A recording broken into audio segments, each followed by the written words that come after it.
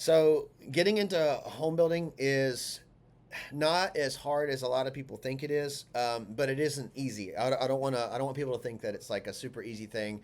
A lot of people like we run an ad on Instagram and Facebook or whatever, and it says, hey, what if you could build one house and make more than you make at your W-2 job? When I say I built that house, I built that house, I built that house, um, it's not as easy as I'm saying it, right? So building a house is not something that you snap your fingers and then there's a house built. Like, hey, I built that house and then I got paid. No, there's a lot to it, right?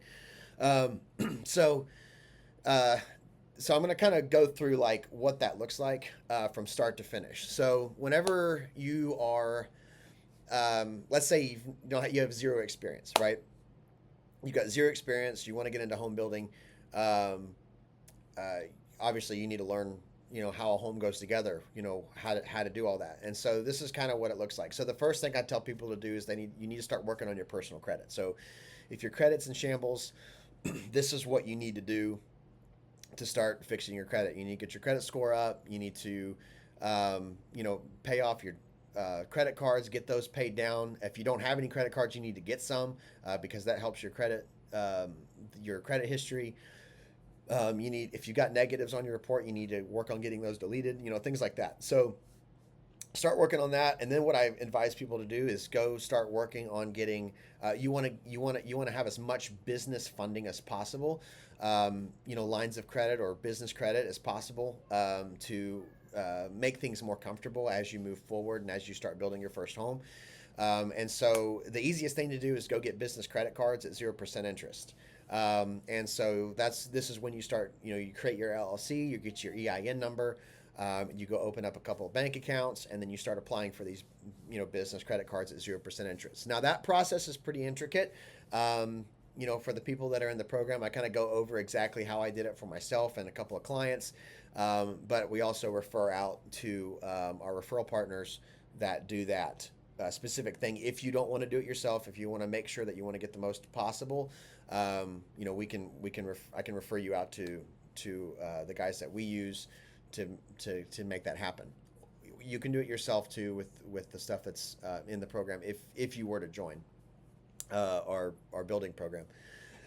So, and I'm sorry for my voice. I got some sickness or something going on. So once that's kind of all squared away, and depending on how much money you have in the bank, if you've got family or friends that are willing to do private investor type stuff, and then on top of the business credit that you are able to accumulate, basically you want to see, and this is how I do it. I just basically look back and I see, okay, this is how much money I've got to play with, right? So this is how much money I've got to put down on a construction loan, and also to help float the house in between draws. And I'll explain draws here in a second. So once I've got that figured out, then I'm like, okay, now I can go start looking at building a house. I can start looking at figuring out, what caliber of home I can build in. So if my down payment's, 20 to 30%, you just do the math on that. So, okay, well, I've got $100,000, so I can borrow up to X amount of dollars, right? Based on that down payment, right? So I can borrow up to that amount. So I want to look for houses that are selling for even more than that. So let's say I feel like I can get $400,000, with what I have plus a construction loan. Let's say I got $400,000 to spend, with everything, with the construction loan and everything.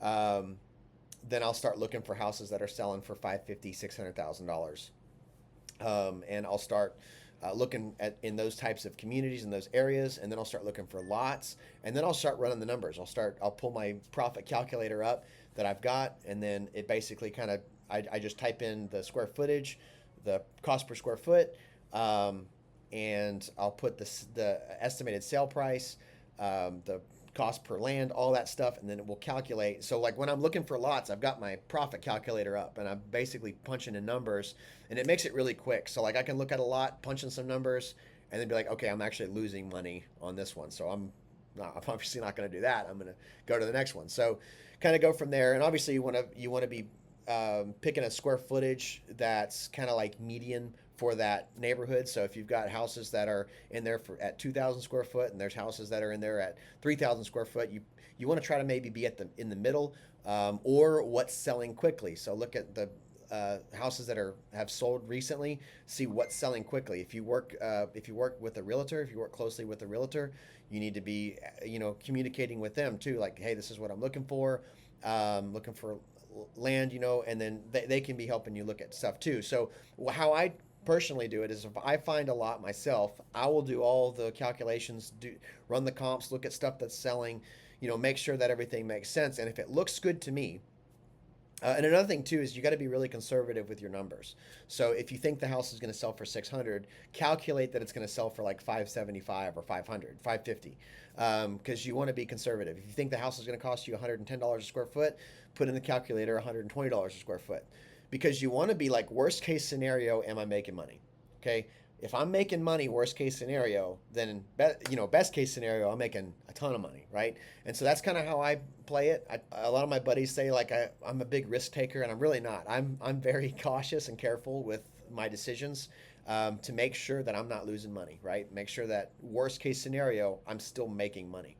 So, and another thing too is like, whenever you're looking at for lots, obviously you want to put a house there that's going to look good for the community and look good for the area and be the right square footage for that community and stuff like that. So, what I do, like I said, you want to talk to the realtor and figure that out. Help you. They can help you figure that out too. What's a good square footage that's going to sell quickly. But then I don't design my houses. I hire an architect to design my homes for me. I tell them, hey, these are the houses. Like, hey, the houses in here are just contemporary, whatever, or they're farm style or they're modern style, whatever. I'll send them some pictures of homes that have sold quickly recently, and then kind of go from there. And then he'll send me some plans, and say, hey, how do these look? And I'll say, yeah, let's do this one, change this, and that, and then they'll do that, and then I'll have a designer pick all the colors. And a lot of times the realtor can help you with that. If you don't have a designer, if your realtor doesn't do design, then your realtor can a lot of times refer out to a designer as well. So, and then they'll pick all the colors and stuff like that. That's how I do it. So I don't pick the colors. I don't design the home. That gets done outside, right? Once I find a lot, I send that over to my real estate agent, and I make sure, like, hey, can you double check these comps and make sure I'm not crazy, make sure that this house will actually sell for this once we build it and stuff like that. Once they say yes, then we'll start working on getting a construction loan. So I'll start working on getting everything that I need to get qualified for the construction loan. If you don't have any experience in construction, you might need to partner up with somebody, and we teach you how to do that. But partner up with somebody to figure out to partner up with you on the project. So you might need that for the first one or two houses, so that way you can get some credibility with the lenders, and you can negotiate terms with that person however you want. You either do profit split, or you just pay like a flat fee to have them help you out, or be your experienced person on the build. Regardless of whether they have to do anything or not. So, in our program, I teach you literally how to do everything, so you don't need anybody to help you. But for lending purposes, a lot of times lenders are going to want somebody with experience. So that's the only reason I bring that up. So that being said, once you get all that figured out, you got the construction loan. The construction loan lender is going to say, hey, this is what you're qualified for. And usually, if it's a spec home lender, or if you use the guys that I'm using, they usually give you quite a bit, like usually more than you're going to need. They don't give it to you, obviously. You have to put a down payment, and then they fund it or whatever. But it's they'll usually approve you for a decent amount. And so you're usually not going to have an issue with the amount of money that you can borrow from the construction lender. Your issue, normally your roadblock or your bottleneck is going to be how much money you have to put down. So that's usually the bottleneck. Once you know how much that is, and that's kind of why we talked about that. Once you figure out your bottleneck, then you know what caliber of home can I build for my first house. So you get your construction loan, they get that wrapped up, then you go to closing, and then and you can do it one or two ways. You can either use the cash, or the down payment money that you have to go purchase the lot and use that as collateral for the construction loan, or you can do it all in one. This last house I did it all in one. So we closed on the lot and the construction loan on the same day, and the loan was all in one. So you put your money down, you close on the lot, start working on permitting and HOA and stuff like that, and then start building the house. So once you build the house, you go through the whole process of building the house, and when you're working on getting your construction loan and you're working on getting your other things like that, you also want to be working on building your trade base. And so what I mean by that is you want to go find who you're going to use as your framer, who you're going to use as your roofer, who you're going to use as your trim carpenter, electrician, concrete, landscaping, all that stuff. And so we got lists that you can have that basically tell you these are all the guys that you're going to need to build a house. These are all the contractors that you're going to need to go build this house. And then how do you find these contractors? I will say this: don't go on Facebook Marketplace or Facebook contracting groups to find guys on Facebook. That's the worst place to find contractors, because if they're still on Facebook begging for work, they're either new or they suck so bad they can't hold on. Now, that being said, I had a concrete company and I was on Facebook begging for work when I had my concrete company, when I first started it, right? And I did that for about 6 months. And then after that, once I built up a reputation, I wasn't on Facebook anymore. The calls were coming to me, right? So that's one reason why you don't want to be looking for trades on Facebook. In a pinch, you can, but for the most part, you want to be finding trades that are out there actually working, like going to job sites and going and talking to a framer and things like that. That's how I look for, if I'm looking for a new framer or a new roofer or whatever, I go find people who are actually out there working on a job site and I go get their number. To me personally, that's the best way to do it, because you're also seeing their work right then and there. So you get your trade base together, you get your schedule lined out, get your permitting, all that stuff, and then you just start building the house, scheduling everything out. And so how the construction draw schedule works is, so once you close on the lot, you still don't, the bank does not give you any money to start building the house.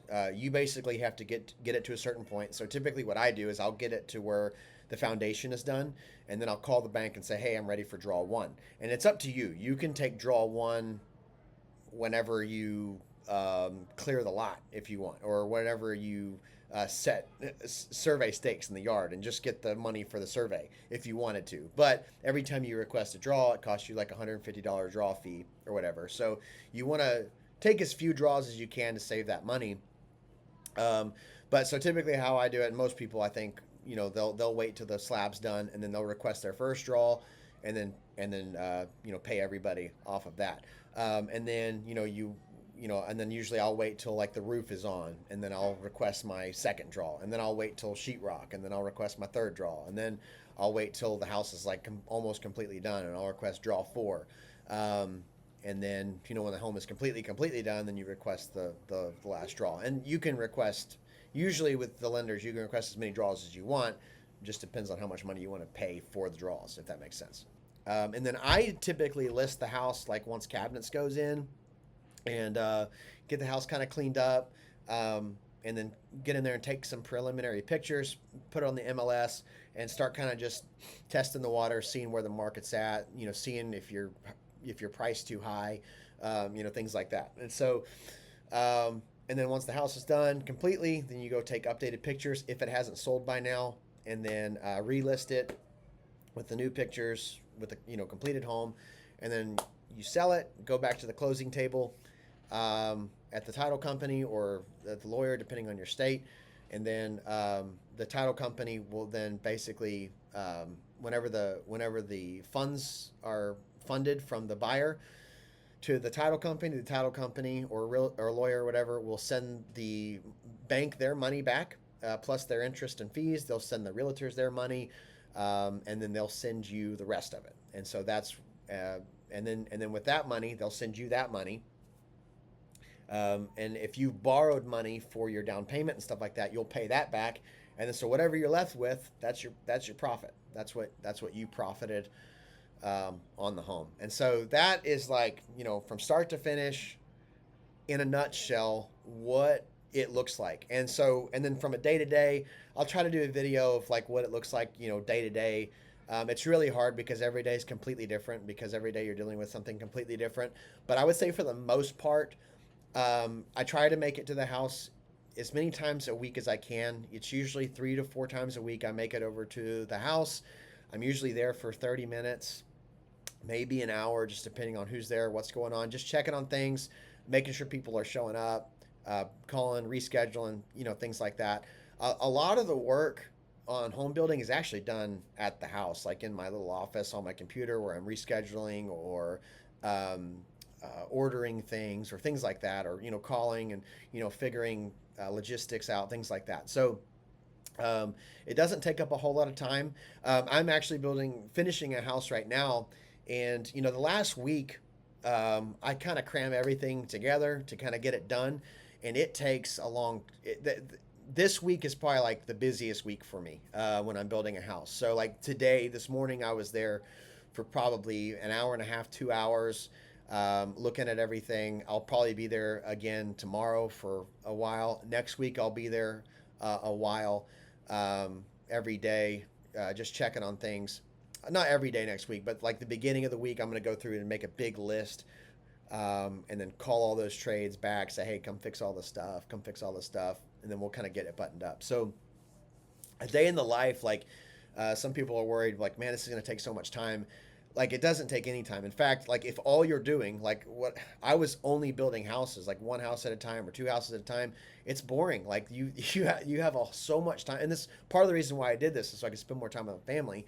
But it still gets a little boring, because you got nothing to do, really. I mean, you're just waiting for this house to get finished so that you can collect your money, right? And that's part of the reason why I'm able to do this and teach people how to build houses with the program, is because I've got the time to do it, and I've been doing it for a long time. I know what I'm doing, and I'm good at training people. So, and I love doing it. I love building, and I love teaching people how to do it. So it's all fun for me. None of this feels like work. So it's great. But yeah, if you guys have any questions, this will probably be on YouTube. So if you guys have any questions, the best way to reach me is going to be Instagram. Unless you're in our Builder Launchpad program, then just reach out to me on the Discord directly. But yeah, if y'all have any questions, just reach out.